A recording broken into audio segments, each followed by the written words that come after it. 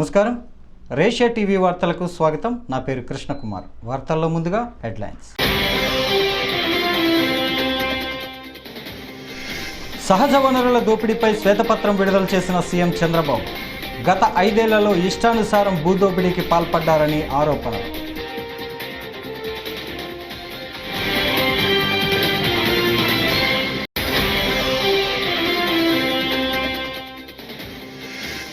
జనసేన ప్రజాప్రతినిధులకు నేడు మంగళగిరిలో సన్మానం.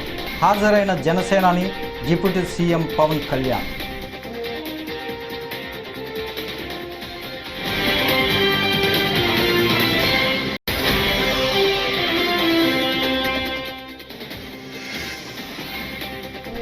నాకు అక్రమ సంబంధం అంటగట్టారు, ఎవ్వరినీ విడిచిపెట్టను. విజయసాయిరెడ్డి వార్నింగ్.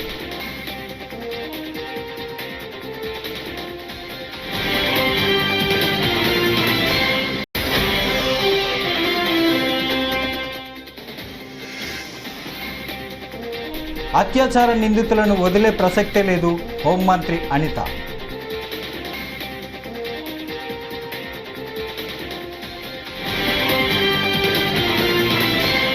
ఇక డీటెయిల్స్ చూస్తే, సహజ వనరుల దోపిడీని ప్రజాస్వామ్య దేశంలో ఎవరు ఆమోదించరని, మనమేమైనా రాజులమా అని ఏపీ సీఎం చంద్రబాబు వ్యాఖ్యానించారు. సహజ వనరుల దోపిడీపై ఆయన ఇవాళ శ్వేతపత్రం విడుదల చేశారు. ఒక ట్రస్టీపై రాష్ట్రాన్ని పరిపాలించమని 5 ఏళ్లు ప్రజలు అధికారం ఇచ్చారని, ప్రజాధనానికి ప్రజల ఆస్తులకు రక్షణగా ఉండమని అధికారం ఇచ్చారే తప్ప పెత్తందారీతనంతో ఇష్టారాజ్యంగా దోచుకోమని చెప్పలేదని దుయ్యబట్టారు. సహజ వనరుల దోపిడీ అనేది అతి ముఖ్యమైన సబ్జెక్ట్ అని, సహజ వనరుల దోపిడీ ఎలా సాగిందో ఈరోజు వివరిస్తానని చంద్రబాబు తెలిపారు. పంచభూతాలను మింగేసే పరిస్థితికి వచ్చారని విమర్శించారు. ఒంగోలు, తిరుపతి, చిత్తూరు ఒక కేస్ స్టడీ అంతవరకే ఇవ్వగలిగాం. అదే మరి కొత్తగా ఒక మెథడ్ ఎస్టాబ్లిష్ చేశారు. హౌస్ సైట్స్ పేరుతో ఎక్కడికక్కడ ఇష్టానుసారంగా అధికార దుర్వినియోగం చేసి ఆ కొండే భూమిని ముందే వీళ్ళు కొంటారు. ఒక స్మాల్ ట్రాన్సాక్షన్ చేస్తారు. ఆ ట్రాన్సాక్షన్ అబ్నార్మల్గా చేస్తారు. అదే మార్కెట్ రేటుగా చూపిస్తారు. దానికి 2.5 times డబ్బులు ఇస్తారు. అంటే ఇది ఒక పెద్ద ఫ్రాడ్ చేసే పరిస్థితికి వచ్చారు. అవి కూడా ఎక్స్ప్లెయిన్ చేస్తాం కొన్నిటి వరకు. ఇంకొక పక్కన వీళ్ళ ఆఫీసులకి ఇచ్చేటప్పుడు అన్ని ఆఫీసులకి ఇవ్వాలి. ఇక్కడుండే మీడియా కూడా మీకు కూడా ఎస్టాబ్లిష్ చేయలేకపోయారు. 22 ఆఫీసులు, 41 ఎకరా, ఎక్కడికక్కడ ఒక అడ్వాన్స్ ప్యాలెస్లు కట్టేసే పరిస్థితికి వచ్చారు. ప్రజాస్వామ్యానికే గంతలు కట్టే పరిస్థితికి వచ్చారు. మీ అందరూ కూడా ఎవరు ఎక్స్పెక్ట్ చేయనటువంటి పరిణామం తీసుకొచ్చారు. ఇంకొక పక్కన అసైన్మెంట్ ఆఫ్ ల్యాండ్, అనర్హులకి, వీళ్ళ కార్యకర్తలకి, వీళ్ళ ఎమ్మెల్యేలు, వీళ్ళ బినామీలకి ఇష్టానుసారంగా అసైన్మెంట్ ఆఫ్ ల్యాండ్స్ అన్ని ఇన్ఎలిజిబుల్ పర్సన్స్కి ఇచ్చారు. ఇంకొక పక్కన మీరు చూస్తే అసైన్డ్ ల్యాండ్స్, ఇది చాలా నేరం పిఓటి కింద. అలాంటి భూమిని వేరే వాళ్ళు ముందు కల్టివేట్ చేసుకొని వాళ్ళు రికార్డ్ చేసుకుంటే దాన్ని ఫ్రీ హోల్డ్ చేసి రెగ్యులరైజ్ చేశారు. అంటే ఇది ఎంత ప్రమాదం అంటే అంత ప్రమాదం. అలాంటివి చేశారు. అదే సమయంలో ఇంకా ఇవాళ మంగళగిరిలోని పార్టీ ప్రధాన కార్యాలయంలో జనసేన ప్రజాప్రతినిధులకు సత్కారం చేశారు. ఈ కార్యక్రమానికి జనసేన పార్టీ అధినేత AP deputy CM Pawan Kalyan హాజరయ్యారు. ఈ సందర్భంగా ఆయన ప్రసంగిస్తూ అసెంబ్లీ ఎన్నికల్లో జనసేన తరపున పోటీ చేసిన మొత్తం 21 మంది గెలిచారని సంతోషం వ్యక్తం చేశారు. 5 కోట్ల మంది ప్రజలు ఏకతాటిపైకి వచ్చి అరాచక ప్రభుత్వానికి బుద్ధి చెప్పారని అన్నారు. తాను నటించిన సినిమాల గురించి కూడా పెద్దగా మాట్లాడనని, కానీ ఇది ప్రజలకు సంబంధించిన విజయం కాబట్టే ఇవాళ మాట్లాడుతున్నానని అన్నారు. ఇక తాను ప్రధానమంత్రి నరేంద్ర మోడీ హృదయంలో ఉన్నానని, ప్రత్యేకంగా ఆయన పక్కన నిలుచొని ఫోటో తీయించుకోవాలని కోరుకోనని పవన్ కళ్యాణ్ అన్నారు. గౌరవ అనకాపల్లి శాసనసభ్యులు శ్రీ కొంతాల రామకృష్ణ గారు,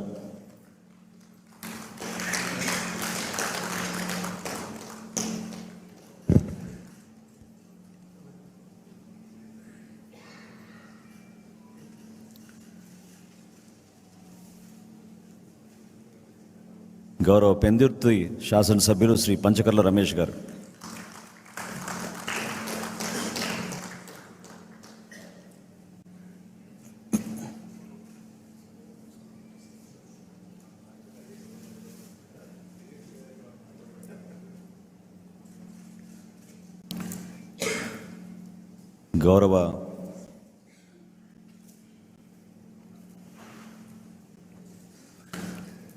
గౌరవ ఎలమంచిలి శాసనసభ్యులు సుందరపు విజయ్ కుమార్ గారు.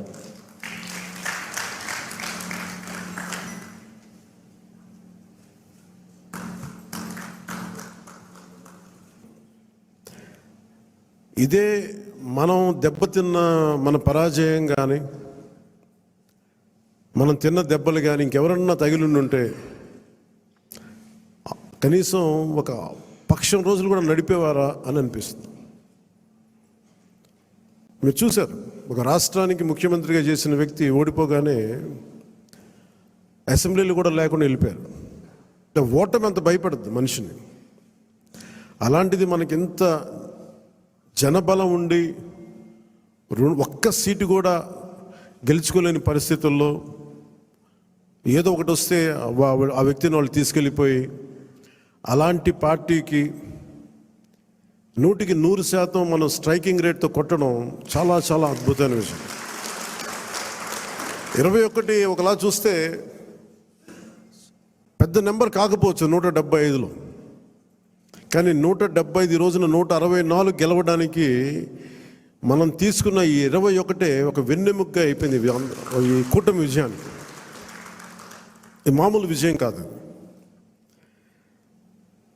ఈ బయట మనం సభల్లో ఎక్కువ మనం ఊదరగొట్టుకోలేం, కానీ ఒకసారి మనం సాధించిన విజయం కూడా చెప్పడం చాలా అవసరం.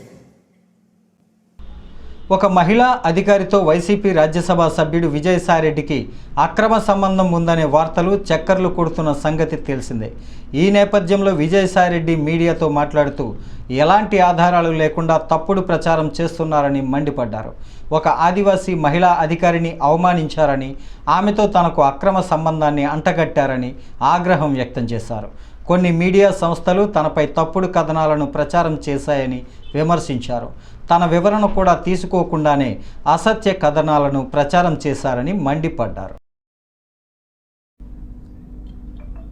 ఆ బురద చల్లడంలో కూడా ఒక క్రమంలో, ఒక క్రమబద్ధంగా, ఒక అన్ని వాళ్లకున్నటువంటి వసతులన్నిటినీ ఉపయోగించుకొని బురద చల్లేటటువంటి కార్యక్రమం,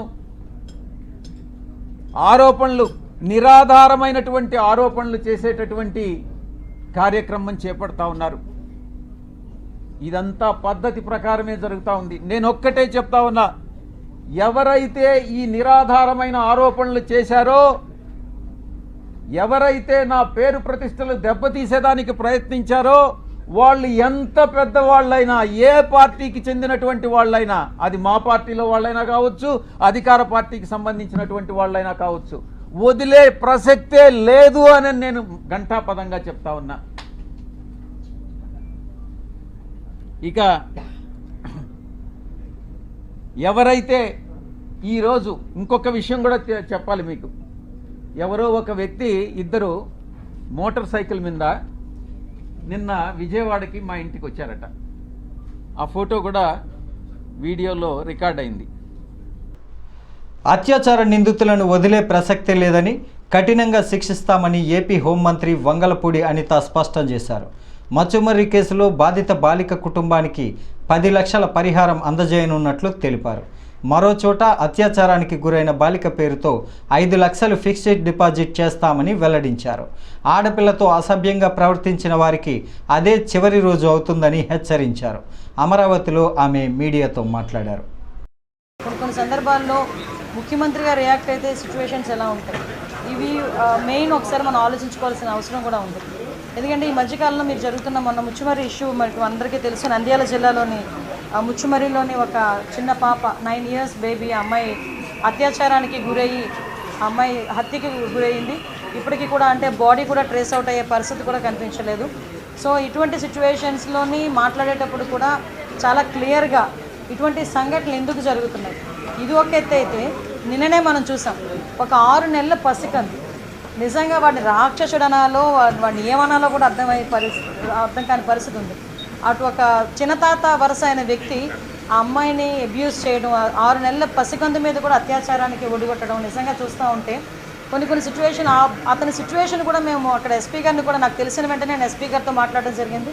ఎస్పీ గారు చెప్పడం కూడా ఏంటంటే కంప్లీట్గా తాగిన మైకంలో, ఎంత తాగాడంటే ఈవెన్ పోలీస్ స్టేషన్కి తీసుకొచ్చిన తర్వాత కూడా అతనికి తెలివి రాలే, అప్పటికి కూడా అదే మైకంలో ఉన్నాడు. అలాంటి మైకంలో ఆ పిల్లని చిన్న పసికొందిని అత్యాచారం చేసిన సంఘటన కానీ ఇవన్నీ చూస్తూ ఉంటే చంద్రబాబు నాయుడు గారు నిజంగా స్టార్టింగ్ ఇవే టాపిక్స్ ఎత్తుకున్నారు. మేము కూర్చున్న తర్వాత అసలు ఎందుకు ఈ పరిస్థితులు వస్తున్నాయి, ఎందుకు ఇటువంటి సిచ్యువేషన్స్ ఎందుకు మనం ఎదుర్కోవాల్సిన అవసరం వచ్చింది, ఎందుకు లిక్కర్ మీద, గాంజా మీద, డ్రగ్స్ మీద మనం ఎట్టి పరిస్థితులను ఉక్కుపాదం మోపాలి. ఈ గంజాయి మత్తులోని కానీ, డ్రగ్స్ మత్తులోని కానీ, ఈ మద్యం మత్తులోని కానీ వీళ్ళు చేసిన అరాచకాలు చూస్తూ ఉంటే వైఎస్ఆర్సీపీ శ్రేణులపై జరుగుతున్న దాడులను మాజీ మంత్రి బాలినేని శ్రీనివాసరెడ్డి తీవ్రంగా ఖండించారు. దమ్ముంటే తనను ఎదుర్కోవాలని, తాను ఎక్కడికి వెళ్ళనని, ఒంగోలులోనే ఉంటానని సవాలు విసిరారు. టీడీపీ నేతల తీరును బాలినేని శ్రీనివాసరెడ్డి ఎండగట్టారు. సోమవారం ఆయన మీడియాతో మాట్లాడారు.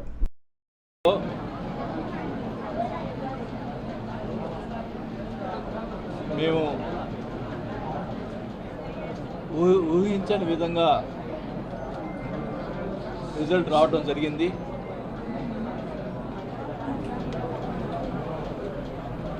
నేను గత 20 సంవత్సరాల నుంచి కూడా 99 నుంచి ఎమ్మెల్యేగా ఉన్నప్పటి నుంచి కూడా ఎక్కడ ఎవరికి ఇబ్బంది పెట్టిన దాఖలాలు లేవు. నాకు చేయగలిగిన సహాయం చేశాను, ఎవరిని నొప్పించలేదు. అలాంటి పరిస్థితుల్లో నేను చెప్పడం జరిగింది ముందుగా ఎలక్షన్స్ ముందల, నేను చివరిసారిగా నిలబెడుతున్నాను, నన్ను గెలిపించి నన్ను మీ రుణం తీర్చుకోండి అని చెప్పి నేను అందరిని అడగడం జరిగింది. మరి ప్రజలు అంటే నేనేమన్నా తప్పు చేశానో లేకపోతే ఏం చేశానో నాకైతే తెలియదు, కానీ మమ్మల్ని ఆదరించలేదు. ప్రజలు వాళ్ళకి పట్టం కట్టారు. సో నేను ఏదైతే చెప్పానో ఇది చివరి ఎలక్షన్స్ అని, నేను ఆ రోజే కౌంటింగ్ రోజే సాయంత్రం వల్ల మధ్యాహ్నం నుంచే బాధ వేసి నేను ఊరు వెళ్ళటం జరిగింది.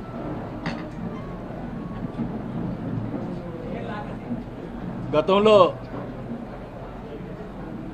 అనంతసాగరం మండలంలోని సోమశిల ప్రాజెక్టును టీడీపీ ప్రభుత్వం కాపాడుకుంటుందని రాష్ట్ర జల వనరుల శాఖ మంత్రి నిమ్మల రామనాయుడు అన్నారు. ఆయన ఉదయం ప్రాజెక్టును సందర్శించారు. సోమశిల ప్రాజెక్టుకు సమస్యను సీఎం దృష్టికి, చంద్రబాబు దృష్టికి తీసుకువెళ్తానని అన్నారు. 60 రోజుల్లో ఆఫ్ రన్ పనులు పూర్తి చేస్తామని చెప్పారు. ఈ ప్రాజెక్టును మాజీ సీఎం జగన్ నాశనం చేశారని దుయ్యబట్టారు. ప్రజల సొమ్మును లూటీ చేశారని విమర్శించారు. చేసినట్లుగా ఇట్లా ఎక్కడ పడుకోడు బిల్లులు సబ్మిట్ చేసుకుని మరి అన్ని కూడా ప్రభుత్వ సొమ్ము, ప్రజల సొమ్ముని లూటీ చేశారనేది మరి ఎవిడెన్స్లతో సహా అన్ని కూడా ఇవ్వడం జరిగింది. దాని మీద మరి ఏదైతే శాఖాపరంగా కూడా దర్యాప్తు చేసి ఎవరైతే ప్రజల సొమ్ముని లూటీ చేసి దోపిడీ చేశారో వారి మీద కూడా చర్యలు ఉండేటువంటి విధంగా మరి దర్యాప్తు కూడా శ్రీకారం చుడతామని చెప్పి కూడా మీ ద్వారా అందరికీ కూడా తెలియజేస్తాం. ఏదైతే ఇప్పుడే సోమశిలకు సంబంధించి ఏదైతే జగన్మోహన్ రెడ్డి విధ్వంసం నుంచి ఇమ్మీడియట్లీ అంటే ఇప్పుడే మనము ఏదైతే చెప్పడం జరిగింది సోమశిలకు సంబంధించి యాప్రాన్ ఏదైతే ఉందో అది ఇమ్మీడియట్లీ దాన్ని స్టార్ట్ చేయాలి. ఇప్పుడే ఎవరైతే ఇంజనీరింగ్ అధికారులతోటి ఎవరైతే ఆ వర్క్ చేసి ఏజెన్సీ ఎవరైతే ఉన్నారో అతనితో కూడా చెప్పడం జరిగింది.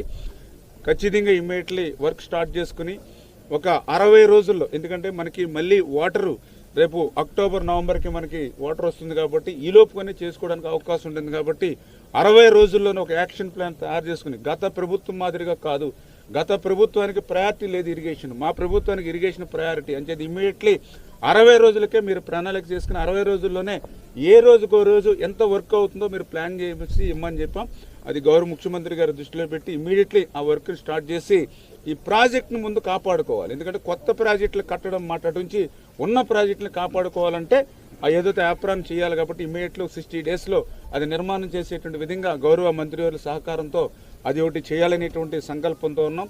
అదేవిధంగా ఇప్పుడు ఏదైతే హై లెవెల్ కెనాల్స్ కానీ ఇంకా ఇతరత్ర ఏదైతే గత 5 సంవత్సరాలు ఏదైతే పనులు నిలిచిపోయాయో అవి కూడా రివ్యూ చేసుకుని అవి కూడా ఇమీడియట్లీ, ఎందుకంటే మాకు కూడా ప్రాధాన్యత పరంగా, ఎందుకంటే అన్ని వర్క్స్ని ఒక్కసారి స్టార్ట్ చేసిన అది కంప్లీట్ చేసుకోవడం ఇప్పుడున్నటువంటి ఆర్థిక పరిస్థితి దృష్ట్యా కష్టమవుతుంది కాబట్టి ప్రయారిటీ వైడ్గా, అంటే ఇప్పుడు మనం ఎంత కాలంలో పూర్తి చేయగలుగుతాం, ఎంత అమౌంట్ దానికి అవసరం అవుతుంది, అంత అమౌంట్ ఖర్చు పెట్టి ఇంత టైంలో మనం పూర్తి చేస్తే ఎంత ఆయకట్టు మనకి వినియోగంలోకి తీసుకొస్తామనేటువంటిది అంతా కూడా క్లారిటీ తీసుకుని అందులో ప్రయారిటీ వైడ్ చూసుకుని మినిమం టైంలో ఎక్కువ ఆయకట్టుకి ఏదైతే మనం ఇవ్వగలుగుతామో అవన్నీ కూడా ప్రయారిటీగా ఏదైతే అందులో కూడా ఈవేళ నెల్లూరు జిల్లాకు సంబంధించి మంత్రాలయం మండలంలోని సుంకేశ్వరి గ్రామంలో 40 మందికి వాంతులు విరేచనాలతో అస్వస్థతకు గురయ్యారు. ఇందులో 3 ఏళ్ల చిన్నారి మృత్యువాత పడిందని, దీనిపై గ్రామ ప్రజలు అప్రమత్తంగా ఉండాలని మంత్రాలయం టీడీపీ ఇన్ఛార్జ్ రాఘవేందర్ రెడ్డి సూచించారు. సోమవారం రాఘవేందర్ రెడ్డి సుంకేశ్వరిలో పర్యటించారు. తాగునీటిని వేడి చేసుకుని తాగాలని, ట్యాంకర్ల ద్వారా మంచినీటిని సరఫరా చేస్తామని, అలాగే మెరుగైన వైద్యం కూడా అందిస్తామని అన్నారు. ఈరోజు సుంకేశ్వరి గ్రామంలో చిన్నపిల్లలకు కానీ పెద్దలకు కానీ వామిటింగ్స్ అండ్ మోషన్స్ కూడా ఎక్కువ అవుతున్నాయంటే, అదేవిధంగా ఒక అమ్మాయి కూడా చనిపోయింది, 3 సంవత్సరాల అమ్మాయి.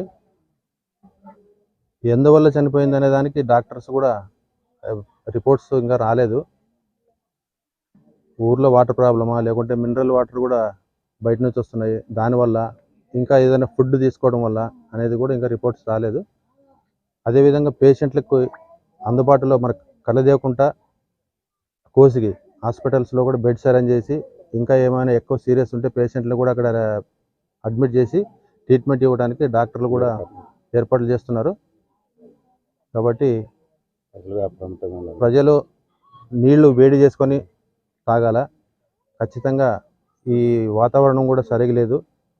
అందరూ వాటర్ కూడా వేడి చేసుకొని ఈ 4 రోజులు ఈ వాటర్ కూడా బంద్ చేసి ట్యాంకర్ల ద్వారా సప్లై చేయడానికి మేము ఏర్పాట్లు చేస్తున్నాము. అది కూడా అందరూ మా నాయకులు కార్యకర్తలు అందరూ కూడా సపోర్ట్ చేసి ట్యాంకర్ల ద్వారా నీళ్లు సప్లై చేయడానికి ముందుకు వస్తున్నారు. మంత్రాలయం ఇన్ఛార్జ్.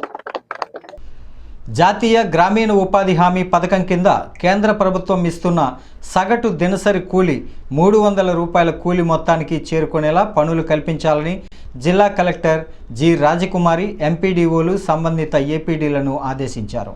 సోమవారం కలెక్టరేట్లోని సెంటనరీ హాల్లో ప్రజా సమస్య పరిష్కార వేదికలో భాగంగా జిల్లా అధికారులతో సమీక్ష నిర్వహించారు.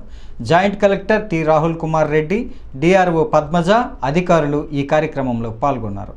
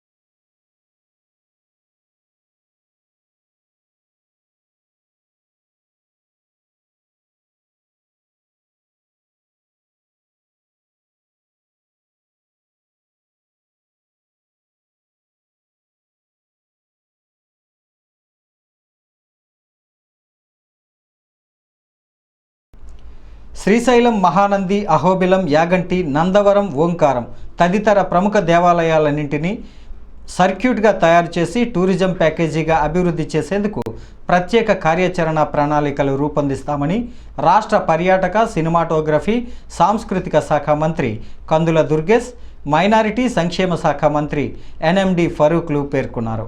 రాష్ట్ర పర్యాటక రంగం అభివృద్ధిపై నంద్యాలలో సమావేశాన్ని నిర్వహించారు.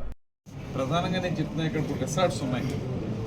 ఈ రిసార్ట్స్ కర్నూలులో ఉన్నాయి, అదేవిధంగా ప్రతి చోట శ్రీశైలంలో ఉన్నాయి, మహానందిలో ఉన్నాయి, అహోబిలంలో ఉంది, లేపాక్షిలో ఉంది. ఈ గదులు ఉన్నాయండి. ఆల్రెడీ రెస్టారెంట్ సౌకర్యం కూడా ఉంది, రూములు ఉన్నాయి, రెస్టారెంట్ సౌకర్యం, అప్గ్రేడ్ మెయింటెనెన్స్ లేక అప్గ్రేడేషన్ లేదు. ఇప్పుడు అందుకే మనం ఏం చేద్దాం అనుకుంటున్నాం అంటే, ఇది ఒకటి మనం ఆ మాట బయటికి చెప్పకూడదు, కానీ మామూలుగా ఏంటంటే ప్రైవేట్కి గవర్నమెంట్కి కొంత తేడా కనపడుతుంది. అందువల్ల మనం ప్రైవేట్ పీపుల్ని ఇన్వైట్ చేస్తున్నాం. ఇప్పుడు వాళ్ళు ఏంటి కొంత ప్రాఫిట్ అందులో తీసుకురావాలి కూడా మెయింటెనెన్స్ బాగా చేస్తారు. ఆ రకమైనటువంటిది ఒకటి ఉంది. తర్వాత సెంట్రల్ గవర్నమెంట్ ఏమో ఒక ప్రోగ్రామ్ ఇస్తుంది మనకి, challenge based destination development centre అని. దాన్ని ముఖ్యంగా అహోబిలంలో దాని ఆ టెంపుల్ డెవలప్ చేయడానికి ఛాలెంజ్ బేస్డ్ డెస్టినేషన్ డెవలప్మెంట్ అనేటువంటి ఒక ప్రోగ్రామ్ ఉంది సెంట్రల్ గవర్నమెంట్లో. అది వాళ్ళు 25 కోట్ల రూపాయలు ఇవ్వడానికి ఈ ప్రిలిమినరీ అంగీకారం చేశారు. ఆ ప్రిలిమినరీ అంగీకారం ఇంకా పూర్తి స్థాయిలో రావాలి. అది అలా గాలికి వదిలేసిన దాన్ని కొంచెం నేను పట్టుకుని రేపు 21వ తారీఖున షెకావత్ గారు, ఇప్పుడు యూనియన్ టూరిజం మినిస్టర్ గారు, ఆయన్ని కలవడానికి 21వ తారీఖున ఢిల్లీ కూడా వెళ్తున్నాను. నేను ఆయనతో మాట్లాడతాను. ఈ సెంట్రల్ గవర్నమెంట్ స్కీమ్స్లో మనకి ప్రసాదం అనే ఒక స్కీము, అది దర్శన్ అనేటువంటి ఒక స్కీము 2 ఉన్నాయి. వీటి ద్వారా మనకు నిధులు వస్తాయి. ఇప్పుడు మీరు ఏదైతే చెప్తున్నారు ఈ మెయింటెనెన్స్ లేవు అనేటువంటివి, ఆ దర్శన్ అనేటువంటి దాంట్లో అవి పెట్టడానికి కుదురుద్ది. ప్రసాదం అనేటువంటి టెంపుల్స్ డెవలప్ చేయడానికి ఉంటుంది. ఇలాంటివి మనం ఆ స్కీమ్స్ ట్యాప్ చేయగలిగితే, సెంట్రల్ గవర్నమెంట్ని తీసుకురాగలిగితే వాటి ద్వారా వీటిని అభివృద్ధి చేయడానికి అవకాశం ఉంటుంది. కాబట్టి వాటిని కూడా దృష్టి పెట్టి రాబోయే రోజుల్లో, అంటే ఇనీషియల్గా ఇప్పుడు 1 నెల అయింది మేము వచ్చేటప్పటికి, ఇంకా దీని స్వరూప స్వభావాలు పూర్తిగా రివ్యూల ద్వారా తెలుసుకుని ఎక్కడెక్కడ ఏమేం చేయాలనేటువంటి దాన్ని మీరు అన్నట్టుగా మెయింటెనెన్స్ సరిగ్గా చేయడానికి మనం ఎలాగ దీన్ని మనం చేయగలమా, ప్రైవేట్ వాళ్ళ ద్వారా చేయగలమా అనేది ప్లాన్ చేసి దీనికి ఒక కాంప్రహెన్సివ్ ప్లాన్ ఒకటి తయారు చేస్తాం. రాజమహేంద్రవరం జిల్లాను కుష్ఠురహిత జిల్లాగా తీర్చిదిద్దడంలో ప్రతి ఒక్కరూ కృషి చేయాలని జిల్లా కలెక్టర్ పి ప్రశాంతి పేర్కొన్నారు.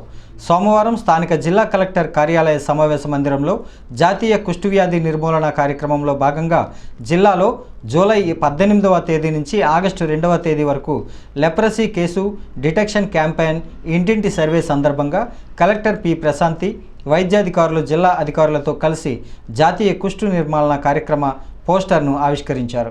ఈ సందర్భంగా కలెక్టర్ మాట్లాడుతూ జిల్లాలో జూలై 18 నుంచి ఆగస్టు 2వ తేదీ వరకు వైద్య ఆరోగ్య శాఖ అధికారులు సిబ్బంది ఇంటింటికి సర్వే కింద లెప్రసీ కేసు డిటెక్షన్ క్యాంపెయిన్ నిర్వహించడం జరుగుతుందన్నారు. గతంలో వచ్చిన కోవిడ్ వైరస్ కారణంగా ప్రజల్లో వ్యాధి నిరోధక శక్తి తగ్గిందని, దీనితో పాటు కొన్ని వైరస్లు కూడా ప్రభావం చూపే అవకాశం ఉన్నందున ప్రజల్లో ఈ వ్యాధి పట్ల ఎటువంటి అనుమానాలు, సందేహాలు ఉన్నా వెంటనే వైద్యులు సంప్రదించి తొలి దశలోనే వైద్య చికిత్స తీసుకుంటే పూర్తిగా నిర్మూలించవచ్చునని అన్నారు. కుష్ఠవ్యాధి పట్ల ప్రతి ఒక్కరూ నిర్లక్ష్యం చేయకుండా వ్యాధి తీవ్రత పెరిగితే వారితో పాటు వారి కుటుంబ సభ్యులకు కూడా ఇబ్బందులు ఎదుర్కొనే పరిస్థితులు ఉత్పన్నమవుతాయని హెచ్చరించారు.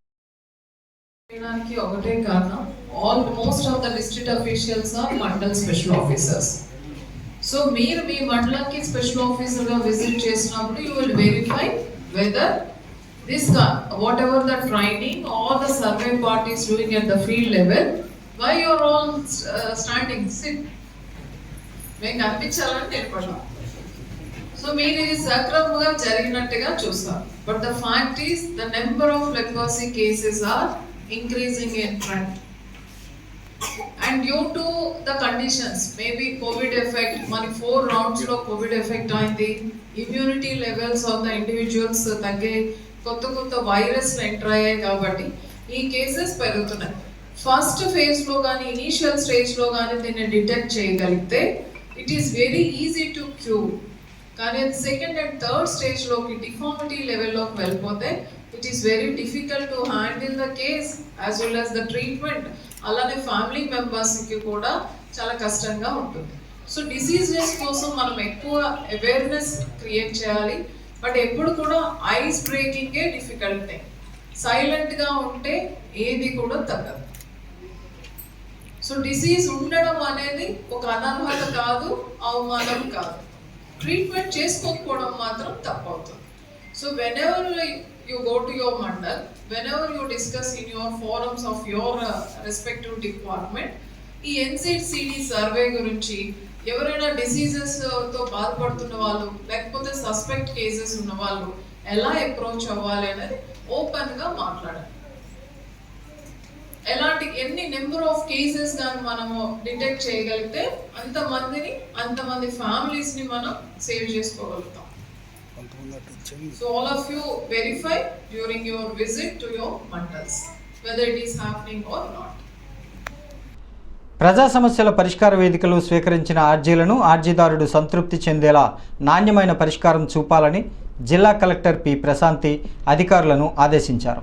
సోమవారం రాజమహేంద్రవరం స్థానిక జిల్లా కలెక్టర్ కార్యాలయ సమావేశ మందిరంలో ప్రజా సమస్యల పరిష్కార వేదికలో అర్జీదారుల నుంచి జిల్లా collector P Prashanthi, incharge joint collector Dinesh Kumar, DRO నరసింహులతో కలిసి ప్రజల నుంచి 121 అర్జీలను స్వీకరించారు. ఈ సందర్భంగా జిల్లా కలెక్టర్ మాట్లాడుతూ జిల్లాలో ఈరోజు ప్రజల నుంచి 121 అర్జీలను స్వీకరించడం జరిగిందన్నారు. ప్రజల నుంచి స్వీకరించిన అర్జీలను ఆయా శాఖలకు పరిష్కారం కోసం పంపిన వాటిపై ఏ విధమైన చర్యలు తీసుకున్నారన్న నివేదిక సమర్పించాలని అన్నారు. అధికారులు క్షేత్రస్థాయిలో అర్జీదారుల సమస్యలను క్షుణ్ణంగా పరిశీలించి పారదర్శకంగా విచారణ చేయాలని అన్నారు.